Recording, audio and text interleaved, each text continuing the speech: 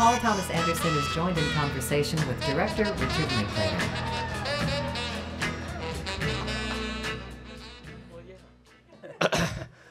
I promised Paul he wouldn't have to give a speech. We were going to sit here and talk about Jonathan Demme. So anyway. But I want to say thank you to whoever edited that clip reel. You deserve an award too. Aren't they amazing? It made it look really good. They did a great job. It's a lot of work. Yeah. Yeah. Well, congratulations, Paul, and just thanks so much for being here. It means so much to all of us here. And I know if Jonathan probably wouldn't want an award named after him, but if he's not here, he would want you to be the first one. And it just means so much to us that as hard as you are coming off the award circuit and everything. No, but be I'm not. here. It's funny. It's crazy. I feel really emotional. I'm hearing Lewis speak and seeing Jonathan's how much work. he touched everyone.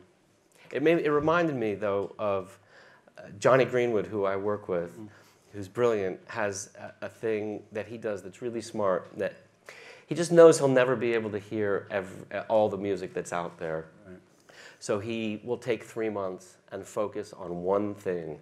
You know, he'll focus on ska music, he'll focus on reggae, whatever it is. He even stopped and did like heavy metal for 3 months. He said he kind of almost stopped, but it's a way to compartmentalize. So I just think it made me think like Jonathan did so much work. Yeah. You know, if you are not familiar with his work as well as we are, and there's so much out there, just so much. Block it all out and just take Jonathan's work. Film at a time. His clip reel was great, but Jonathan was so prolific. He did so much. That's what I think we'll always be in awe of. I think he's the most versatile filmmaker imaginable, and you know, in so many different categories. There was the narrative features, most of the ones in the clip reel, but there were so many documentaries. Yeah. And he really showed his soul. So, you know, Cousin Bobby, his, you know, Haiti, Dreams of Democracy. He even has 2 categories of documentaries, like maybe 3. You know, there's the actual documentary. Often those are inspiring portraits, often of people who he wants us to get to know, whether it's Jimmy Carter or I'm Carolyn Parker. He probably made, to me, it's the best post-Katrina movie. Yeah. This beautiful woman in New Orleans who's just fighting to stay in her neighborhood and her house, and Jonathan just met her kind of randomly and went back for years, and it's this wonderful portrait. So these films are great. And then there's the performance films. Right. Well, yeah, for Stop Making Sense or Spalding Gray stuff. The Neil Young stuff. He just. That was when I first came to Jonathan. That was it. It was new to me somehow. It was introduced to me like there was this person that did Something Wild, and I thought, oh, well, when's his next film coming out? And you find out on PBS he just did a short film that's coming up, you know. And then there'd be music videos that would turn up. So you're constantly getting stuff from him. It was all wildly different, but the same, you know. Yeah. It was some person's, his voice was there, and he would aim it where he wanted to aim you, but it was in a career to aspire to. It's like, wow, you can do absolutely anything. And that same beautiful sensibility just permeated everything. Yeah. If he was adapting, you know, a master builder, his Ibsen adaptation with Wally and Andre Gregory, it was a play, but it's kind of he made a Demme film out of it. It's just beautiful. Yeah. And he just did this time and time again.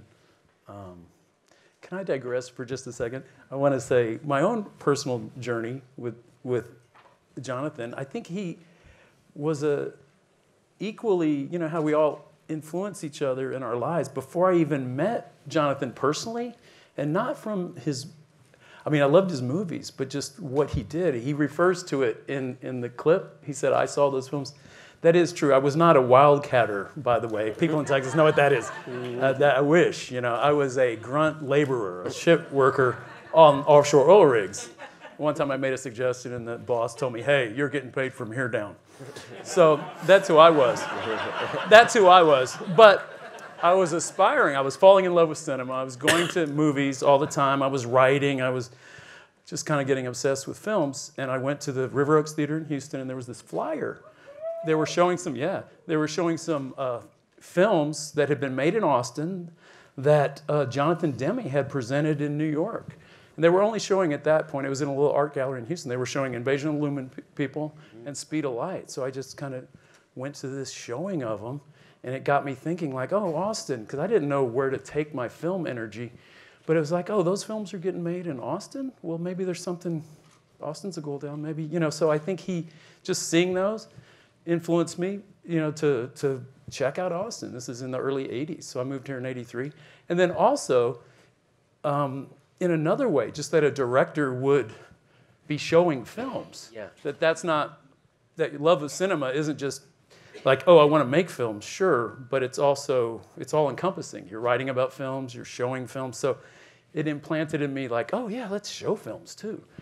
And a couple years after moving here, we started the Film Society, you know, so we show films. So before I even met him, years before I even met him, just him, Jonathan being Jonathan, influenced me. So I just, you know, I think, and everyone you meet has stories in various ways, but I was so lucky to get to know him later. Yeah. And he was always such a positive. I remember one time being in New York and I just saw him and you know, I couldn't get funding for a movie. I was kind of complaining, kind of what Andy said.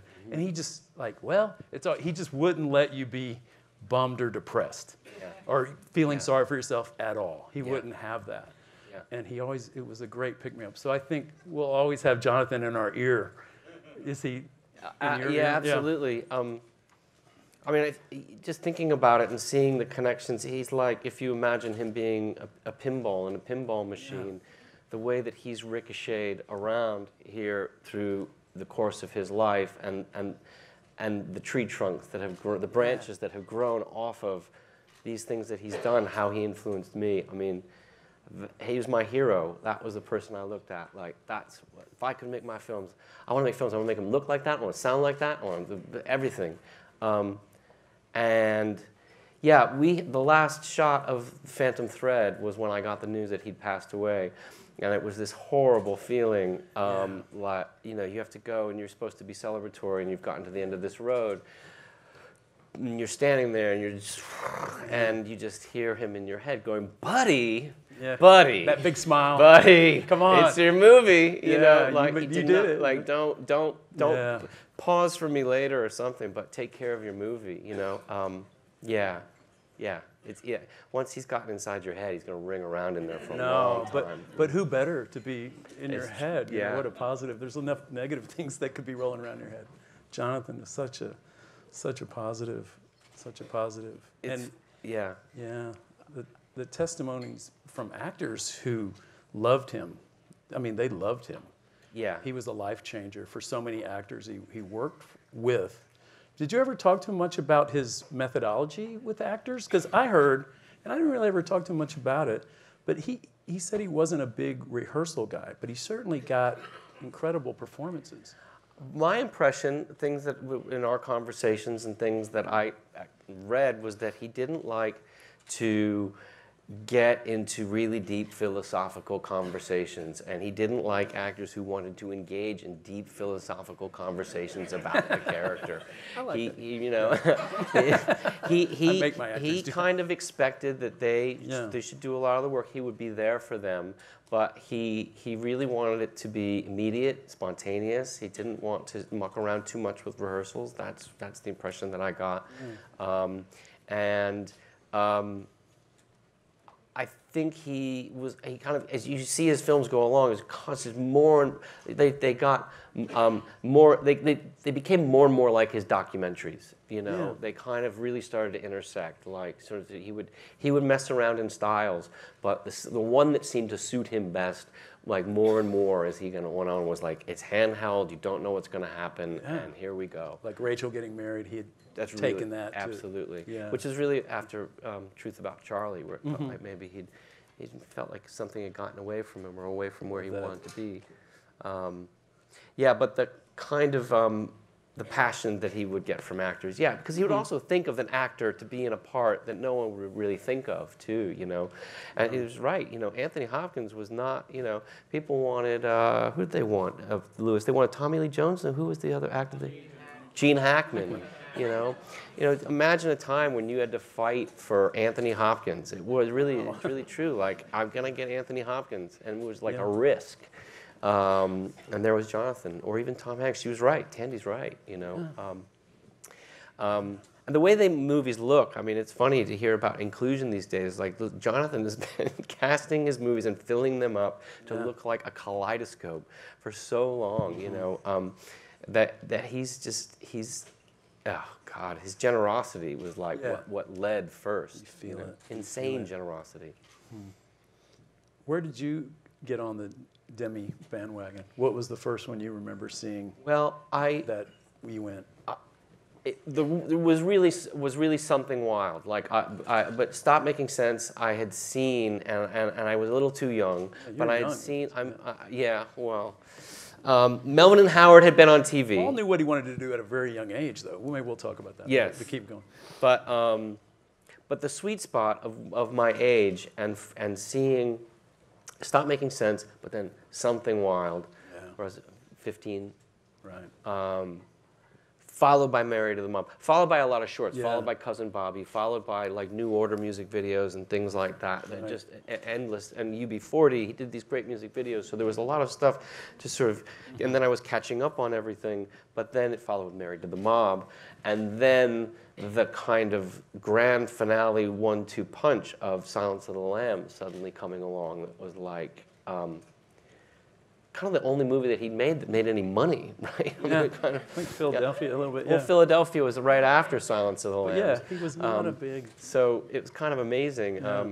And then, but those films happened in a row, and look at that as a stretch. I mean, who wouldn't want to say like, I did Stop Making Sense, I did Something Wild, then I did Marry the Mob, and then I did Silence of the Lambs. I finished it up with Philadelphia. You'd be like, poof, that's a run. I mean, that is a run. Yeah. Do you think that was just he was an enthusiast? Do you think he was easily excitable?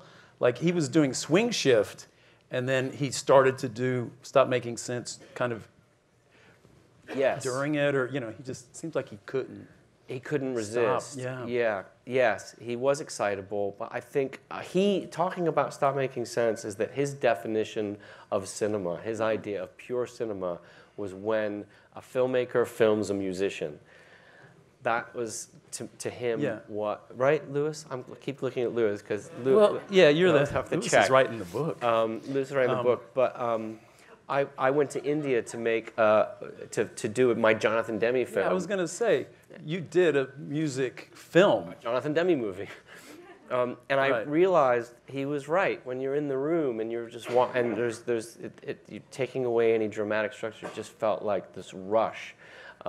That there was performance. You're filming people's faces, and that's what Jonathan would do. When you see a lot of these music films that he makes, he spends more time just looking at a close-up of somebody playing than anybody normally would. Normally, you see so much of the stage or something like that, but he'll do this like giant close-up of someone, not even the guitar, just a close-up of their face, and takes your breath away. I always felt he was trying to approximate the enthusiasm he felt being in the room with them. Yep. Most filmmakers get really fancy and do a lot of, they make it about them. Yep. He made it about what he was excited about. Yeah. Which was the music. Yeah. He didn't want to interfere with that too much. Yeah. Did he give you advice when you were heading to India to do your movie? Did you talk to him about it? I told him I was going down there, but I just secretly knew I was just going to go. You didn't need his advice. You already had it. I had it because I was just going to go do exactly what he would have done. Yeah. And then I got to show it to him too, which was great. And I always wondered, like, what's it like for him? He's really seeing just how much I'm ripping him off here. And where is your film? It's your least seen film. It's recent though. But let's put a plug in because I know it didn't play in theaters and stuff. But it's called Janoon. Yeah. Yes. It was you following with Johnny? I went with Johnny. Johnny Greenwood asked me if I wanted to go to India with him, and it sounds very George Harrison-y, but it's not that. It was a group of musicians, and we all made music together in this fort in Rajasthan, and it's 48 minutes long. Won't take too much of your time. It's really good. It's watching people play music. Yeah. I was thinking when, after the loss you know, when Demme passed away last April, it took me a while because, you know, you feel the personal thing. And then I thought of that Billy Wilder joke. He was the king of the one-liner walking out of Ernst Lubitsch's funeral. Lubitsch died young. You know, when he says, oh, poor, no more Lubitsch. And he goes, worse, no more Lubitsch movies. And I felt that about Jonathan. Finally, there was a delay. It's like, no more Jonathan movies. Yeah. No more documentaries. He was young. But, you know, he had so much more to say. We had 20 more years of things he would be excited about. Yeah. And try to make a film about. And who knows, you know, so. But that said, watching the clip reel, yeah, there's enough that I haven't seen enough of, you know. Yeah, I mean, yeah. Or go back and see again. Exactly. Yeah. You know, to revisit again. Yeah, and there's a lot of TV work there that I haven't seen too, so. Yeah. Yeah. Yeah, it's there for us, but yes, too soon. There was more to come. Well, there's no good time. So, I wanted to ask you, do you, you know, speaking of, you know, actors and stuff, do you work with actors differently film to film, or do you, you know, I've always been curious. I know just on the new film, you and Daniel's relationship sounds like different than a lot. He was like a co-collaborator all the way. From the beginning, yeah. I don't know how you do it, but I always kind of go, I let the actor lead usually. Like mainly sort of with Adam Sandler was the first time when I was working with him, I realized that I'd sought him out to work with him because I liked his performances. And we made two sort of different kinds of movies. And I remember things not going that well, and maybe I was trying to shoehorn something that I had thought in, and there he was, and we were floundering. And the second I just sort of realized, like, the movie's got to come to him. You know, it was kind of a way of sort of working that in following him, encouraging him. How did he like to work? He liked to improvise, but he liked to improvise within a tight structure. So ever since then, honestly, if an actor wants to rehearse, they want to prepare, I'll absolutely do that. If they don't, like Daniel doesn't, Joaquin doesn't. If you have different one wants to rehearse and one doesn't, and they're in the same movie. Oh, shit. I've had that a little bit. What do you do? I make the one who doesn't want to rehearse. Yeah. But that's... Usually that tension will probably come out in the scene somehow, and you just probably have to kind of navigate that in a very delicate way where maybe you're pretending like you're not rehearsing, but you are rehearsing, that someone kind of has enough and someone's not satisfied, and then hopefully before you know it, you just roll. Right. And you had that kind of deep relation. I love Phil Hoffman's scene in Hard Eight. Is that the first time you knew him, or did you know him from before? It was the first time we ever met. We'd only talked on the telephone. Okay. And the first time that I met him was when he came that night to shoot that scene. That great scene. And then did you say, okay, I want that guy in so many movies moving forward. I love that guy. Isn't that great? Yes. When that happened, you said, yeah. I want to, yeah. That scene should have been, 30 seconds, and the forever in the cut, it was about 5 minutes. Yeah. And people were saying, like, I don't know why we have this scene for 5 minutes in this movie. And I realized for the good of the film it needed to be cut down, but that feeling when you see somebody that you connect with, which I know you've had too, is you want to run home and get to your typewriter and start making stuff come out. For a movie. So, I mean, that reaches its pinnacle in The Master. Did you run the idea by him before you were at the germ of the idea, or were you sending him stuff in advance? How does that work? It worked that I had loads of pages and a premise, and I needed his help really as an editor. I said, I have this idea, and I got a ton of stuff, but I need your help. And he was very busy. We'd go off, but we'd steal time together over the course of a year or two. Where we get together, and it was really, it was a process of me going away and coming back, and him helping to shape what was interesting about the story. What was really smart when we were doing that, he said, this isn't my character's story, it's the other guy's story. And that was a really big moment. So it's collaborating with an actor who whose only goal is a great story and a great movie, not how many lines he's going to have, you know, or so anything far like beyond that. that. Yeah, just, well, you picked two. I'm just thinking of he and Daniel Joaquino. These are, you know, just major league artists who are sharing your vision. But it's a unique collaboration. Do you feel that way with Leslie Manville coming out of Phantom Thread? She's special. I remember her from all the Mike Leigh movies, and what a career. But yeah. And her and Daniel together, just magic. I can't shake the feeling that I have more business with Leslie. You know. I hope so. Yeah. I hope so. Yeah. Now, did Terrific she actress. rehearse? Okay, so they didn't want to rehearse much. I don't know why. Sorry, I'm begging over. But because Mike Leigh, they rehearsed 6 months, 8 months. But this is what's great about Leslie. Leslie won't be the one who says, "I want to rehearse." Leslie will go, "Whatever you boys want." Yeah, that's good. Because, like a because good she actor's ready knows to do anything. Yeah. Yeah, it's like you fellas figure out what you want to do and let me know. And you just think there's something so appealing about that. She's like, I'm going to come in and be great no matter what you guys. You know? Oh wow. Oh wow. But she's a powerhouse. Yeah. I mean, she is on stage right now. And somehow simultaneously was in rehearsals for being on stage in London and doing a television show, and flew to the Oscars and arrived at 1 o'clock, was on the red carpet at 5 o'clock, lost an award at 7, and was back Caught the red eye. caught the red eye right London, back and hit was the on stage. And Yeah. doesn't miss a beat. What And a she's trooper. just that kind of a worker, and pleasurable throughout. You know, what more could you ask? God, so wonderful.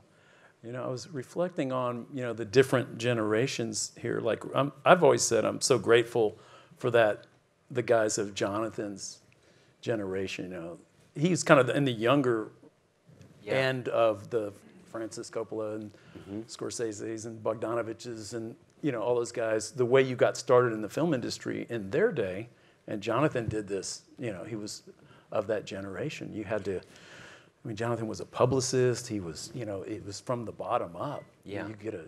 You go work for Corman. He started writing scripts for Corman. He got to do, you know, Caged Heat, Crazy Mama, you know, direct. You get in the director's chair. You just kind of, you pay your dues. And we're sort of the inheritors of that. Like, we can stay where we are now.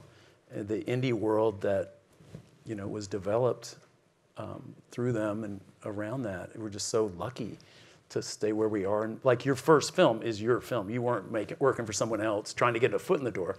Right. It never crossed your mind, probably, to do anything other than the film you wanted to make, right? Right. And you were young. You grew up. Well, just talk about your origin. I'm kind of fascinated. Like, you were so damn young when you made your first feature. I was 3 or 4. Right. Yeah. And you're working with, like, Gwyneth and Sam Jackson. How do you get them? How does a 24-year-old get them? Well, to I be met a in your girl movie? named Gwyneth Paltrow who had never been in a that's movie right. before. She wasn't Gwyneth yet. And then it took a year and a half to get the money for the movie, and in that year and a half, she went off and became Gwyneth Paltrow, and I was like, jackpot. She didn't leave you. No, she didn't, which To her credit. which was really, really sweet. No, she stuck with me. Yeah, she showed up. She showed up to the set and she said, "I'm dating Brad Pitt." Cool. You couldn't get him in the movie? Yeah, Apart and Sam Jackson had come off Pulp Fiction. Right. So that was that. Sam was basically lending his week to us, because I work with John Lyons, who's a great casting director, who I met at the Sundance Labs, and he was very, very helpful. You look back at the people who were really, like, instrumental in those defining moments early on, and John Lyons would be one of them through the Sundance Institute, where I was a fellow, and I got to be mentored. You had gone through the there. workshop. You've been making shorts. How old were you when you first decided, like, okay, I'm making films? I have a note from when I was 6 years old that we were meant to write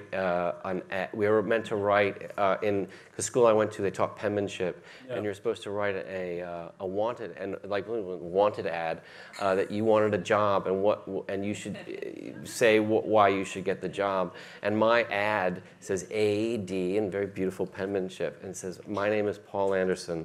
I'm a writer and a director and a special effects man. And you should hire me because I know everything about everything. Wow. So, when I read it now, I want to apologize to my mother. I say, you put up with that. And yeah, she had to grow up with that. There's something telling, though. A director has to exude that kind of confidence. Yeah. So many directors, and Augustine, just hearing her story and knowing her and what she went through on her film, that's really the big leap. Yeah. You know, to be confident, to be whatever age you are, to say, hey, let's all do this film. It's a big leap some people can't make. You know? Well, it is. It's the same thing. It's like, you know, you're the one who's saying, like, just come on, everybody, wake up. Just at 6 a.m., we've got to get that shot as the sun comes up. And I still feel exactly the same way. Like, I'm the one rallying everybody. Leading the charge. And you have that thing, but that doesn't make the insecurity go away at all. You're just faking it. Always. You just fake, bluff. Yeah. But the more confident you get with experience, you can kind of own that a little better. Yeah. It's like when you're just starting out, you can't say, I don't know what I'm doing here. Yeah. But you can say that now, and people go, oh, that's cool. We're going to find something. Because they just assume something good's going to come out of that. Isn't it great to get to that level? Yes. Well, yeah. On the other hand, yes. And the danger of that is when nothing good comes out, and you're like, I got nothing today. There's like one bad idea after another. When I first would show up on the set, I was the youngest person on the set, so everything was so meticulously planned. I just thought, there's no way through this unless everything is pinpoint accurate. And yeah, you get looser, and yes, you get more confident, and you get a little bit looser, and that certainly has its benefits. But you got to be enthusiastic. You got to be your own cheerleader. I think with Jonathan, his enthusiasm for what he was doing was so infectious. Yeah, I'm sure it just trickled down to everybody working on it, every actor, every part of the whole process. What will you think of when you think of Jonathan going forward? What do you think 20 years from now you'll be thinking of when you think of Jonathan? One thing you made me think of is that those moments when you are on, I don't know if you have a filmmaker you go to in a situation when you feel that you're in a jam, you have to say to yourself, if you feel you're toast and you don't know what to do, I do say, what would Jonathan do? And it's very helpful just to get yourself back on track and sort of